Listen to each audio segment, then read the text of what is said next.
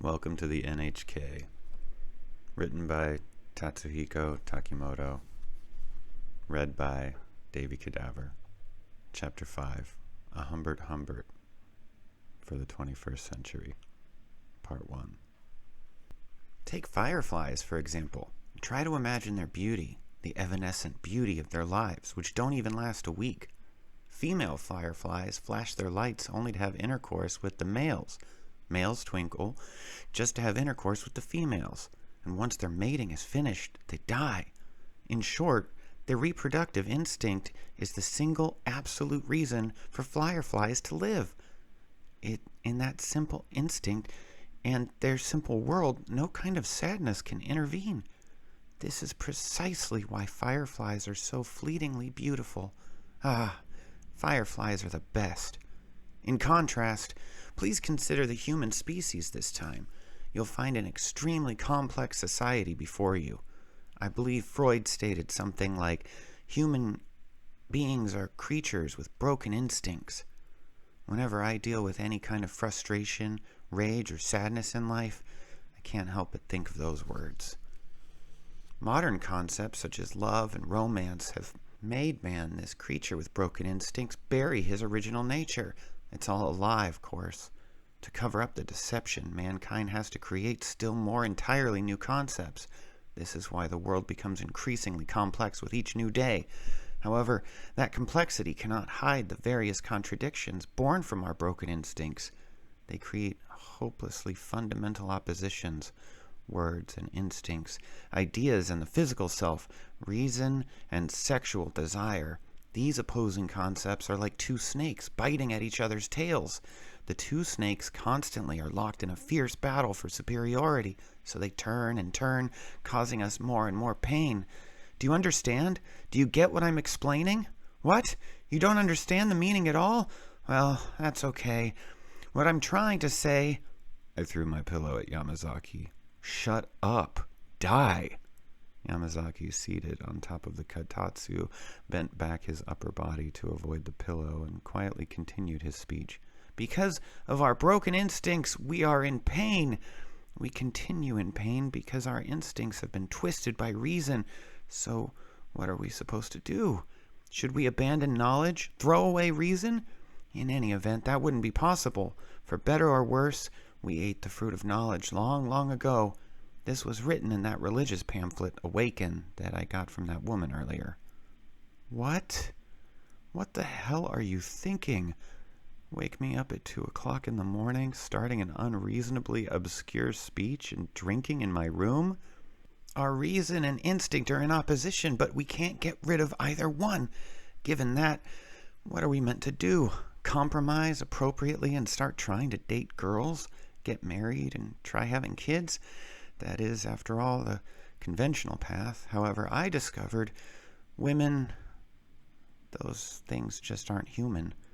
Instead, they may, in fact, be closer to monsters. About a year ago, I realized the truth. While I was working at a convenience store to earn my tuition, all kinds of things happened. They're really terrible memories, and I don't want to think about them anymore. Having said all this in one breath, Yamazaki took a second beer from my fridge. Before I could stop him, he opened the pull tab and guzzled it down in one swallow. Suddenly, he screamed, "Women are crap! Screw women!" Yamazaki's face was alarmingly red. He already seemed to be drunk. He gets drunk quickly, yet keeps drinking all the time anyway. I once wondered if he might not be a budding alcoholic. Then, at some point, he explained, "My family home in Hokkaido was a wine factory. I've been drinking since I was in middle school. Don't worry about me. I'm totally fine." I wasn't sure which part of him was totally fine. Once Yamazaki got drunk, he wouldn't stop his tirades until he ran out of steam. Even if you yelled or ignored him, I learned this the hard way. I had no idea what to do with him. Then he seemed to deflate. His shoulders dropped with his voice. "Women are crap. There are still times when I'd like to date a girl, though. I'm human after all, and that can't be helped. Anyway, I had another terrible experience. There was the cutest girl in my class. Her name was Nanako. At my school where otaku girls from around the country gather, she alone had a decent-looking face. I don't even have to tell you that I'm rather good-looking myself. My delicate body and attractive features got me picked on and teased by girls in grade school. Now, though, I figure that my good looks have to be advantageous. I said to Nanako, "Let's go out." She replied, "Sorry, Yamazaki, but you're kind of, On top of that, I'm dating Kazuo." What do you mean by you know? What am I kind of? And by Kazuo, you mean that greasy guy? I went out of my way to confess my feelings for you politely, so what's this all about? Yamazaki waved both his arms around, shouting, "Know your place, you bitch! I mean, you could at least let me do you. Don't screw around with me." I felt an intense wave of fear. It seemed I had stumbled upon another of his hidden facets. As if noticing my appalled expression, Yamazaki hurriedly gave me a big fake smile. No, I'm just kidding. Just a joke. How could a guy like me have confessed anything to a girl? Real-life women are all crap anyway. Ever since the time in middle school when I was almost raped by my big sister's friends, I gave up on them. This was an even more shocking disclosure. Trying to appear composed, I continued smoking my cigarette. Meanwhile, Yamazaki's voice became increasingly loud. "Or something.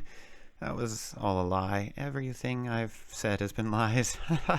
I'm a little drunk, huh? Eh? What's wrong, Sato? Don't look at me like that. What's with those expressions that seem to mix pity, derision, and fear? Don't look at me. Don't look at me with those eyes." I had no idea in the least what I should do. I guess Yamazaki basically was trying to say that women screw up men. Real women aren't decent at all. Being human is about our instinct for sex with women. Our reason naturally would reject women, yet our instinct really desires nothing more than sex with women, so we're in trouble. This seemed to be the way his discussion was heading. "Why are you telling me this?" I wanted to yell at him. However, like a grown-up, I endured it. Thinking about it, he really was an unfortunate person. Because of modern society's own warped nature, his mental state likewise had become thoroughly twisted. Poor guy. "No, don't feel sorry for me." Calm down. Hey, here's an idea. Why not go to a brothel?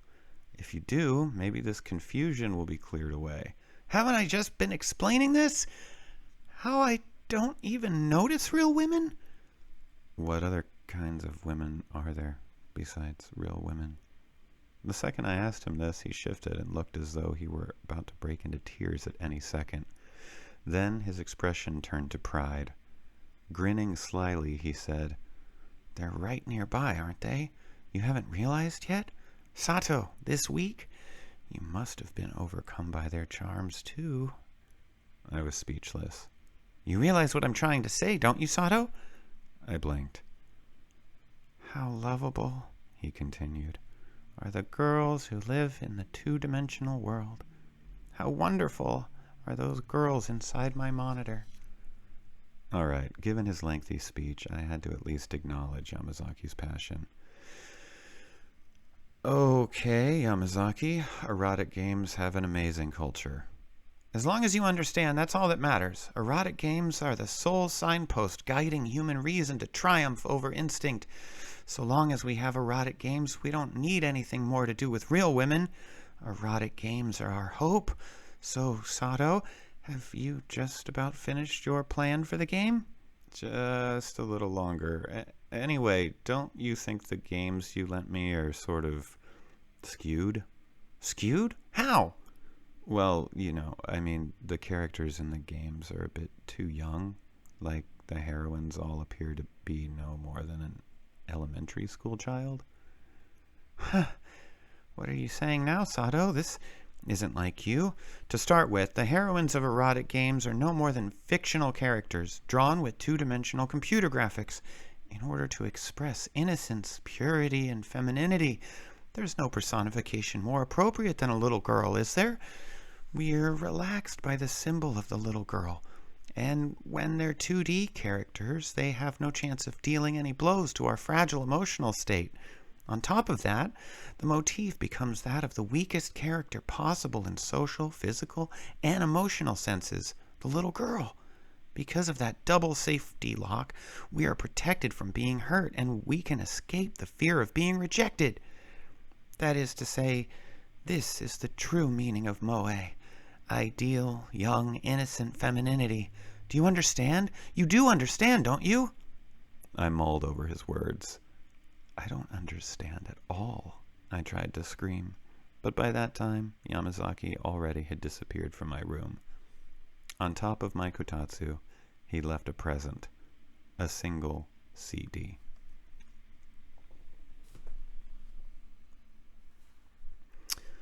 Part 2. I thought carefully about it the next morning. It sounded like Yamazaki had been dumped by a girl previously. In response, he'd gotten drunk in despair and had decided, screw women, I have erotic games. At least, that might explain what had happened. However, if that were the whole story, he wouldn't have had to go out of his way to share his embarrassment with me. He hadn't needed to declare that he was this huge lolicon. He had hedged the confession with a rather incomprehensible theory. Ultimately, though, he was still a lolicon who liked erotic games. He was dangerous. Or at the very least, Yamazaki was more dangerous than I had ever imagined. When I put the CD he had left the night before into my computer, I was horrified by the contents. This was no good. It was too dangerous. The 700 megabyte CDR had been stuffed with JPEG images. They were photographs, portraits of a girl who appeared to be in the latter years of elementary school. Worse, she was completely naked. In short, they were nude photos. Deliberately, I closed the curtains of my room. The recent child pornography laws had made this CD way too dangerous. Although innocent, I could be thrown in jail, all because of Yamazaki. What the hell was he thinking? Just constrain yourself to some CG, damn it. I wanted to berate him, but he was at the Yoyagi Animation Institute. On my 15-inch computer display, the naked girl smiled perkily. My chest hurt, and I couldn't breathe. Holding my head, I decided to explore the entirety of the CD for the time being. As I did, I found a text file which I opened in a text editor. It was a message from Yamazaki. Well, what do you think, Sato? You're pretty scared, aren't you? Remember, in order to make a high-quality erotic game, you need real-world references. Please let these real-life images fill your imagination. This is Rika Nishimura's photo book. She's known as the greatest treasure of the lolicon world. Because they're all softcore images, you can relax. Okay then, let's make a great erotic game using Rika's smile. That bastard. I trembled with rage. For one thing, when had I even agreed to make a Lolita-style erotic game? Oh, come on, don't push your tastes on me. It occurred to me when I considered it more carefully. Maybe he was trying to convert me. It might have been different back in the time of Genji Hikara. In the modern age, however, society considers lolicons deviants to be destroyed. Thus, it must be extremely difficult to find others to share your interests. That must be why Yamazaki planned to make me his partner in creating an erotic game into one of his lolicon pals. No, these suspicions of mine were plainly put nothing more than simple guesses, and he simply might be trying to make a high-quality erotic game. After all, in the current erotic game scene, games with little girl heroines were fairly common. In fact, it could even be said that Lolita-type characters directly symbolized this diseased media genre. Now that I thought about it, another description for an erotic game was to call it a bishoujo game, not a beautiful woman game, but a beautiful girl game. I thought that some deep nexus of the problem was hidden around this point. What will happen to Japan, where these bishoujo games are establishing a huge market? Pretending to consider this lofty social problem, I forced myself to stop worrying. Then, timidly, I loaded the Rika Nishimura photo collection onto my computer screen. A few seconds passed. I shuddered. Rika Nishimura was actually pretty cute. No. I'm just temporarily confused. In my dim, six-mat, one-room apartment, my cry echoed emptily, and Rika smiled at me with that innocent smile, displaying her protruding ribs, her endlessly pliant body. I gulped and clicked the mouse with trembling fingers. The next image was displayed on the monitor. Oh, Rika, this is wrong. I raised my head, and with the entire force of my body, slammed it into the wall. It made a thumping sound. Tears fell from my eyes. It hurt, yet Rika was smiling. Oh, Rika. No. I hurriedly opened Internet Explorer. Right.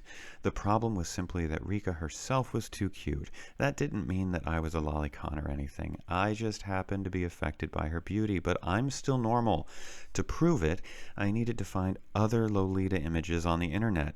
It was obvious that any Lolita images other than Rika's wouldn't excite me in the least. However, thanks to the new child pornography laws, it was much more difficult to find Lolita images on the Internet than expected.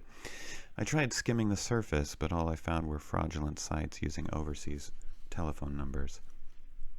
But I'd be damned if anyone could doubt my net surfing skills. I was a veteran with 4 years of intensive connection to the Internet. To find valuable data, the best thing was to make the rounds on the message boards. These were the laws of the wired world. I decided to start with a bot-style search engine to scan the porno image info message boards. What was this? Several thousands of pages of results. Even after refining my condition, I still got several hundred hits. There were just too many. For the moment, I tried opening the very first page. Instantly, with frightening energy, a seemingly endless number of browser windows opened on their own. Damn it! A trap! I swore. It was one of those multiple browser opening attacks using JavaScript often found on pay pages. Even so, I didn't flinch. Get it? It's too big a task for Internet Explorer. For a case like this, I needed to switch to a tab browser. Tab browsers, these excellent browsers, allowed one to view multiple pages at once in a single window. I downloaded Donut, the browser widely reputed to be the most stable among the tab browsers, and opened it immediately. Oh, this makes browsing so easy. At this rate, I would find the page I was looking for soon. I opened as many simultaneous pages as my computer's resources would allow and searched them all. Lolita images. In new tabs, I opened them all, linked to the message boards, then clicking on further links from the initial pages and checking them all top to bottom. I was looking for an underground-type porno message board. Don't be tricked by pay pages. Be aware of files with .exe extensions. Suppress the annoying ads with the pop-up blocker software. The hands on my clock advanced. Outside my window, it was already night. The blue-white glow of my monitor was the only light in my six-mat, one-room apartment. Even the time it would have taken to turn on the fluorescent lights would have been a waste. My wondrous, godlike typing speeds blew through the wide-open Internet with wild intuition. Fear my light-speed mouse skills. I'm untamed. I'm a beast. A wolf. Part 3. When I returned to reality, a week had passed. I liberated myself from the mouse and keyboard for the first time in several dozen hours and entered the bathroom. Reflected in the mirror was an unbelievably dangerous person. In short, me. The stubble from not shaving, my greasy hair, empty eyes, slack jaw, a dropout, unemployed hikikomori who anyone would avoid, who no one would want to go near. A dirty, disheveled, stinking, nightmarish. A lolicon stood there. Ugh. I weakly slid onto the bathroom floor. How could things have come to this? What had been done could never be undone. I had collected Lolita images from all over the world, and I hadn't been satisfied with images alone. I had even gotten involved with video data in formats like MPEG and RealMovie. My 30-gigabyte hard drive was full of the indecent bodies of little girls who, in truth, I pitied. I can't go on. I just can't go on. A lolicon hikikomori is pretty much the worst thing ever. I'm less than human. I'm a monster. I can't keep living. I can never walk in the light of day again. True, I certainly was a hikikomori. I was fairly certain that I wasn't a lolicon, though. My tastes were pretty conventional, and I had, in fact, even liked older women. Even so, now... Unbearable sobs poured forth, and my tears gushed onto the floor. They were tears of atonement. Yes, I acknowledged my mistakes, and I wanted to reform myself now. I wanted to change, but it was already too late. As soon as I had started whispering things to myself like, "Nozomi is beautiful," I knew I was going to hell. As soon as I had begun to mutter thoughts like, "Kiyomi is amazing, even for a first-year middle school student. She's amazing," to myself, I was ready to fall into hell. As soon as I had begun to opine, "Wow, Russians are hardcore and Americans do terrible things also," grinning to myself, I knew that there was a 100% chance that I was going to hell. I'm sorry, I apologize. I didn't really want to do it. I didn't mean any harm. It was just a joke at the start, but now... it hurt. I was in pain. My chest hurt. My heart was breaking with guilt.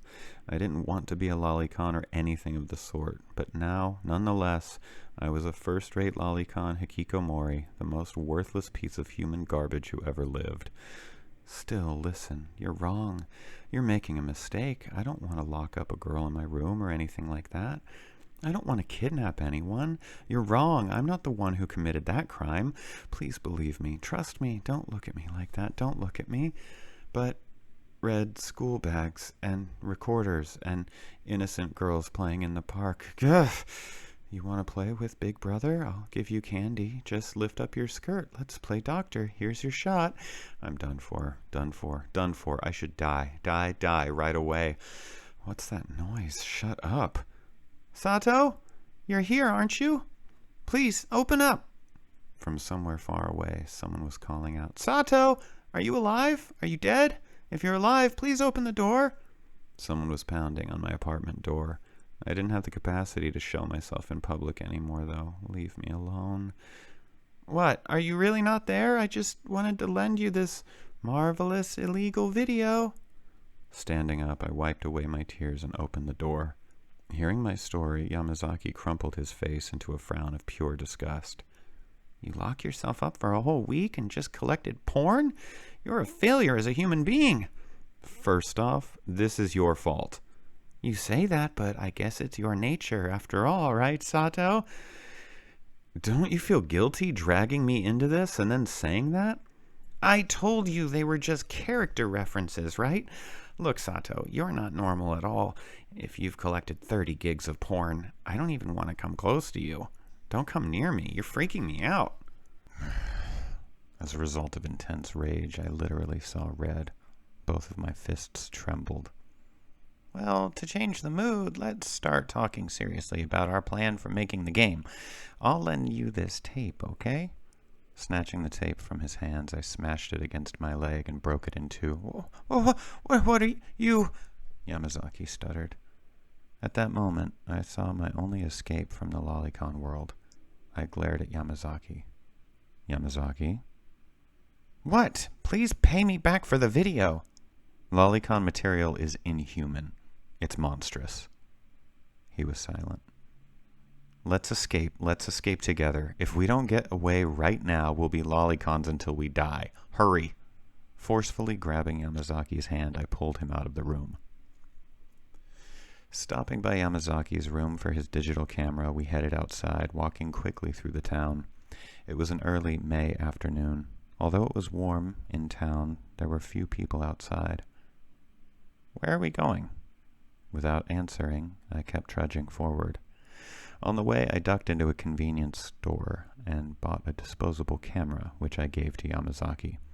I then continued to hurry toward my destination, Yamazaki in tow. It was 3 o'clock in the afternoon, the best time possible.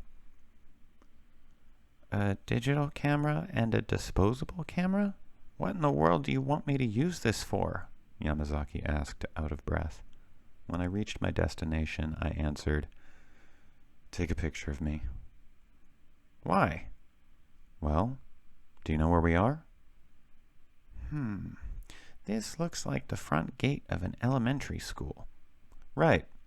The Ikuda Elementary School, a public elementary school with about 500 students. And I'm going to hide in the shrubs in front of the gate. Yamazaki, you hide too. Hurry up. Huh? The end of the day bell will ring soon. When that happens, the students will come pouring out of this gate. That's true, so? I'm going to take pictures. Of what? Of elementary school students. He didn't say anything. I'm going to take some great pictures of beautiful little girls using your state-of-the-art digital camera. Silence. You understand, Yamazaki? I'm going to sneak some pictures soon. I'll hide and take pictures of little girls in the spring. I might even accidentally take some panty shots. It'll be fine. If we stay still and hide in these bushes, no one will find us. I'm going to photograph these elementary school students. I'll take as many pictures as I can, only of the cutest girls, of course. The bell rang. In a few minutes, the students would come through this gate. Yamazaki, you take pictures of me with that disposable camera. Take as many pictures as you can of ugly me, the filthy lolicon guy, while he's taking pictures of elementary school kids. You understand? This is the only way we can escape from lolicon. You see that, right? You understand. It's an ugly picture. However, at the same time, this is your appearance too. You need to burn this disgusting, pathetic, dirty appearance onto that film. We'll develop it together and objectively look at our own ugliness, dirtiness, and unsightliness. And then we'll be able to escape from lolicon and return to normal. The voices of the little girls echoed from the entrance to the stairs. I readied the digital camera. Only a little more. Ready, Yamazaki? I'm going to take the pictures. In just a moment, the first girls will arrive. I'll secretly take their pictures. Then you take my picture. You get it? If you understand, answer me, Yamazaki. Oh, the first one. She's beautiful. In a white dress, black tights, and dark brown boots. She's amazing. Moe! Moe! Are you listening, Yamazaki? I'm clicking the shutter. Now you click the shutter too. Don't use the flash, though. If you do, they'll find us and call the police right away.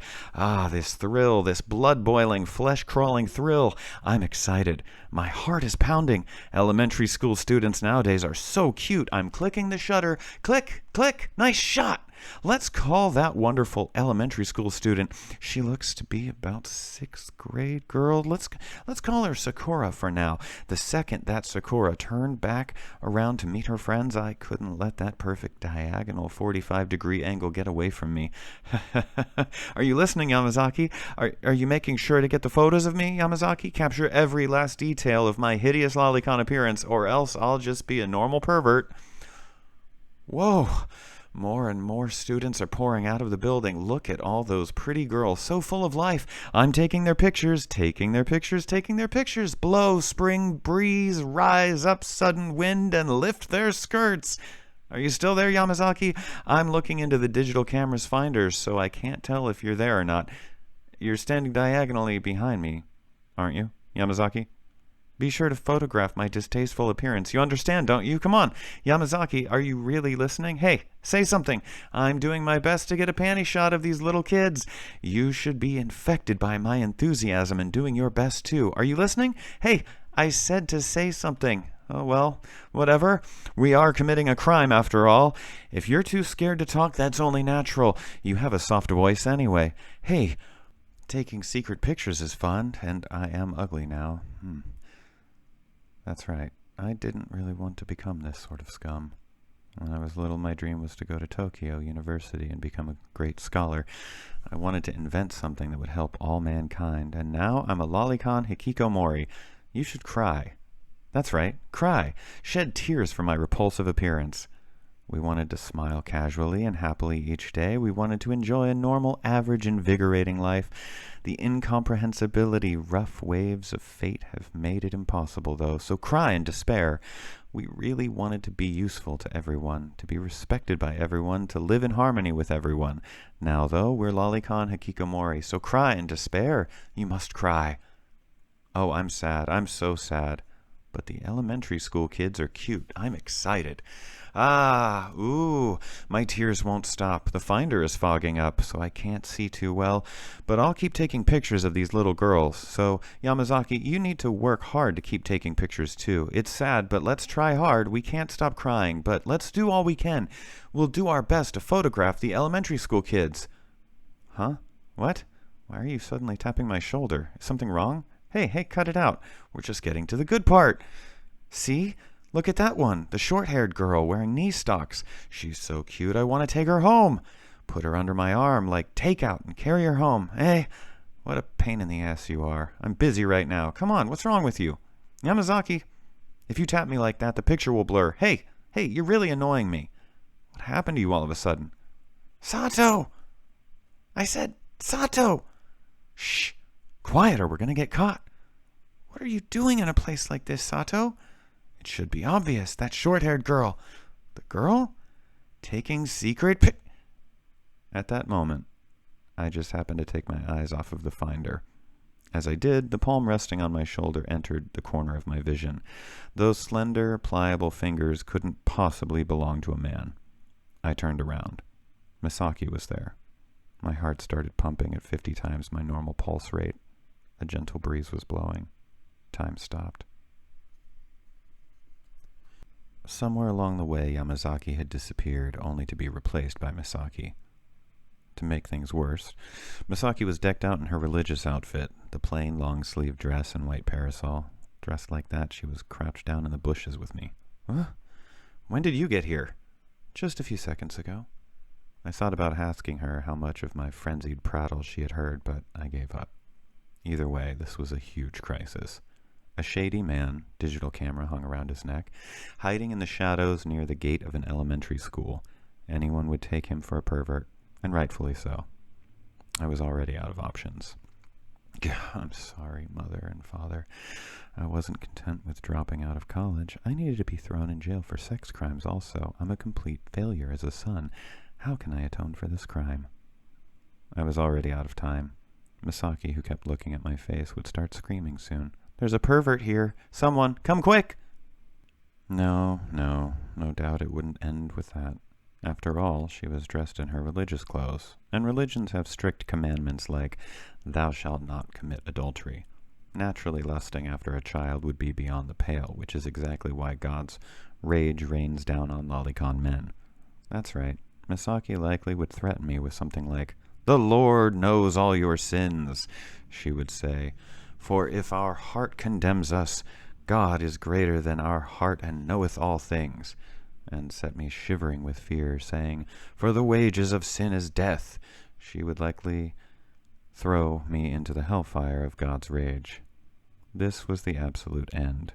Looking up at the sky, I prepared for the moment that God's punishment would descend upon me. In that moment, my life would come to a close. My future would be sealed. It was just a second away. Time passed while I waited, though, and Misaki didn't denounce me. Looking back down at Misaki, she was still gazing at me. Our bodies hidden in the bushes, we stared at each other silently. Finally, Misaki explained, I just saw Yamazaki, face covered with both hands, run off in the direction of your apartment. I wondered what was going on, and when I peeked in here, I saw you, Sato, so... You know Yamazaki? The man in room 202, right? He looked pretty happy to get awakened from us. That's unusual. He did? What a strange guy. Am I bothering you? You did look pretty busy after all, Sato. No, not at all. I mean, not really. By the way, Misaki, what were you doing in this area? I tried to change the subject. I was beginning to feel as though I might actually get away with the whole thing. I'm on my way home from our religious recruiting. Auntie Kazuko and I were just passing by here. I had Auntie go home ahead of me when I found out you were here. Yeah? By the way, I really like your religious outfit. The parasol really gives off a spiritual aura. When I said that, Misaki cast her eyes downward. This is a disguise. Her face turned pink as she spoke. Huh? I really hate doing this religious solicitation stuff, so I go out of my way to carry a parasol. That way no one will remember my face.